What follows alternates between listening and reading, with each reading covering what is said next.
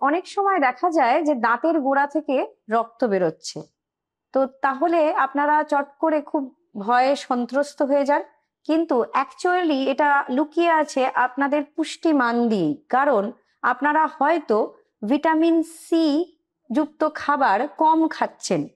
তো এই vitamin C কিন্তু আমাদের শরীরে যেরকম ইমিউনিটিটাকে বজায় রাখে, রোগ প্রতিরোধ ক্ষমতাটাকে বাড়িয়ে তোলে, সেই জায়গায় আবার দেখা গেছে অনেক সময় ক্ষত জায়গাগুলোকে অনেক তাড়াতাড়ি সারিয়ে তুলতেও এটা সক্ষম।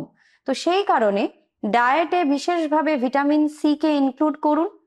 সেটা যদি কমে যায় তখন দেখা যায় বিশেষভাবে যে এই ব্লিডিং গাম, এটা যদি বেড়ে যায়, মানে আপনারা যদি আরো ভিটামিন সি যুক্ত খাবার কম খেতে থাকেন, সেটা কিন্তু স্কারভি নামক একটা মানে ডিজিজে পরিণত হতে পারে। সেটা কিন্তু দেখা গেছে বিশেষভাবে মাসেল কেও অনেকটা উইক করে দেয়, বোন হেলথকে অনেকটা উইক করে দেয়, অনেকটা আপনারা দুর্বল হয়ে পড়বেন। সেই জন্য খাদ্য তালিকায় বিশেষভাবে শাকসবজি আর ফলকে ইনক্লুড করুন। নমস্কার।